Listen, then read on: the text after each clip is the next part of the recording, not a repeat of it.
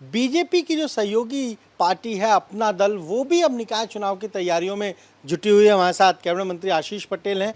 उनसे जानेंगे कि निकाय चुनाव को लेकर अपना दल की क्या रणनीति है, कैसे बीजेपी के साथ सीट शेयरिंग होंगी, इन सारे मुद्दों पर बात करें। आशीष जी, निकाय चुनाव अब बेहद करीब है। 10 या 11 तारीख को कहा जा रहा है, डेट अनाउंस हो जाएगी। अपना दल, आपने पहले भी कहा है कि निकाय चुनाव लड़ेगा। किस तरीके से आप लड़ेंगे? गठबंधन के तो आप साथी हैं बीजेपी के।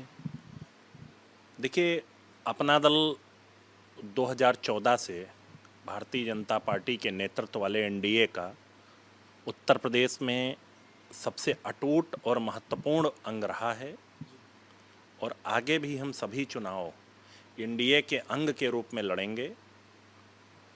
रही बात निकाय चुनाव की, तो हमने संगठनात्मक स्तर पर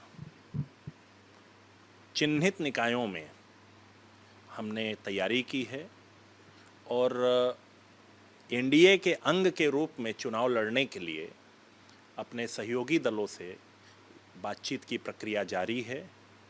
और हमारा प्रमुख उद्देश्य है, हम संख्या पर विश्वास नहीं करते। हमारी पार्टी और हमारे सहयोगी दल अधिकतम सीट कैसे जीतें, ये हमारी पहली प्राथमिकता है। और माननीय प्रधानमंत्री श्री नरेंद्र मोदी जी के नेतृत्व वाली एनडीए की जो सरकार है, उसके द्वारा चलाई जा रही जनहित की विभिन्न योजनाओं को और माननीय मुख्यमंत्री योगी आदित्यनाथ जी के नेतृत्व वाली उत्तर प्रदेश सरकार के द्वारा धरातल पर उतारी जाने वाली जनहित की विभिन्न योजनाओं को लेकर के हम जनता के बीच में जाएंगे। और हमारी नेता ने, आदरणीय अनुप्रिया जी ने, जिस प्रकार से सामाजिक न्याय का विषय लगातार उठा करके बहुत सारे पिछली सरकारों के कार्य अधूरे थे, उनको करने का कार्य किया, ये सब विषय लेकर के हम जनता के बीच में जाएंगे।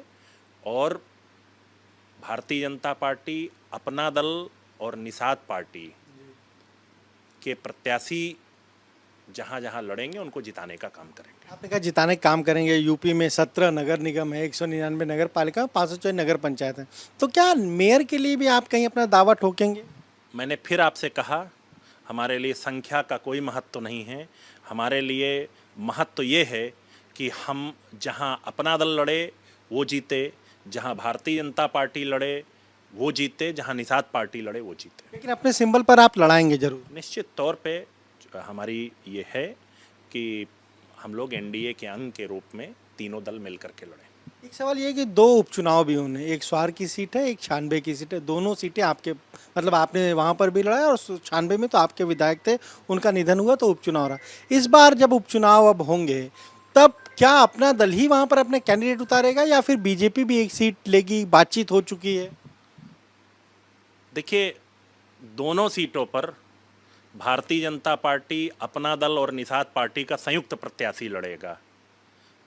और जब प्रत्याशी की घोषणा हो जाएगी तो आपको अपने आप पता चल जाएगा कि आगे की परिस्थितियां क्या हैं। हमने देखा आप 96 गए, वहां पर आपने लोगों से संपर्क किया, यानी कहीं ना कहीं अपना दल वहां तैयारी में जुट गया।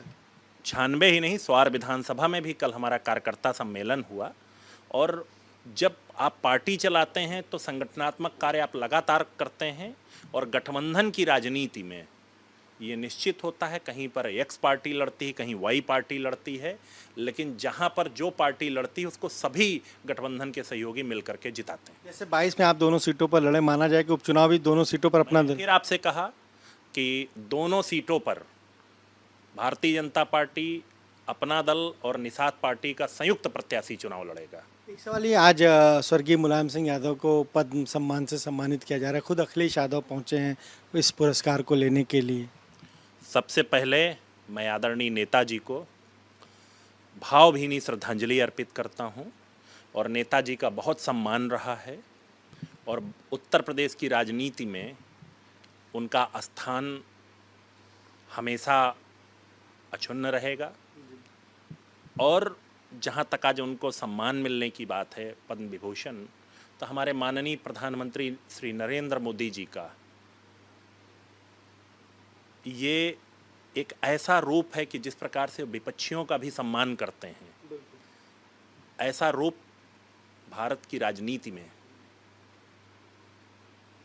बहुत कम देखने को मिलता है। मैं इसके लिए माननीय प्रधानमंत्री श्री नरेंद्र मोदी जी को और माननीय गृह मंत्री श्री अमित शाह जी को, दोनों को धन्यवाद देना चाहता हूं कि उन्होंने नेताजी को इस पुरस्कार के लिए चयनित करने का काम कराया है। और निश्चित तौर पे ये नेताजी जैसे एक बड़े राजनेता के लिए एक सच्ची श्रद्धांजलि है। लेकिन सपा के सांसद एमएलसी कह रहे हैं उनको भारत रत्न मिलना चाहिए। मैंने फिर आपसे कहा कि नेताजी का एक बहुत बड़ा उत्तर प्रदेश की राजनीति में स्थान रहा है। वो यहाँ के मुख्यमंत्री रह चुके हैं, केंद्र में रक्षा मंत्री रह चुके हैं। उनके इस स्थान को भर पाना बहुत आसान चीज़ नहीं रहेगी, लेकिन मैं फिर आपसे कह रहा हूँ कि हमारी सरकार ने उनको सम्मान देने का काम किया है और इसके लिए मैं प्रधानमंत्री श्री नरेंद्र मोदी जी का पुनः आपके माध्यम से आभार व्यक्त करना चाहता हूँ। आखिरी सवाल है, बीएसपी सुप्रीमो मायावती ने ट्वीट किया। उन्होंने कहा कि जो नारा लगाया जा रहा है, रायबरेली में लगाया गया, मिले मुलायम कांशीराम, वो दरअसल सपा का नारा था और बसपा को बदनाम करने के लिए इस तरह के नारे लगाए गए। देखिए, मेरा बहुत स्पष्ट मत है कि बाबा साहब भीमराव अंबेडकर साहब ने जो एक भारत का संविधान बनाया है, उस संविधान को धरातल पर लाने का और उसके आधार पर इस सामाजिक न्याय की जो एक मूल अवधारणा है, उस पर चलने का काम आदरणीय कांशीराम जी के नेतृत्व में किया गया। आदरणीय कांशीराम जी का उत्तर प्रदेश ही नहीं, भारत की राजनीति में स्थान भर पाना मुश्किल ही नहीं, नामुमकिन है। ऐसे महान व्यक्तित्व को सबसे पहले मैं भावपूर्ण श्रद्धांजलि अर्पित करता हूं। और मैं तो सिर्फ इतना कहूँगा कि सिर्फ किसी के नाम का इस्तेमाल कर लेना और किसी के नारे का इस्तेमाल कर लेने से उसकी विरासत कभी किसी को मिली नहीं है। उसके लिए सबका साथ और सबको भागीदारी देनी पड़ेगी। और पिछड़ों के, विशेष रूप से मैं कहूँगा, पिछड़ों को उनका अधिकार देना पड़ेगा। और सिर्फ कहने से काम नहीं चलेगा।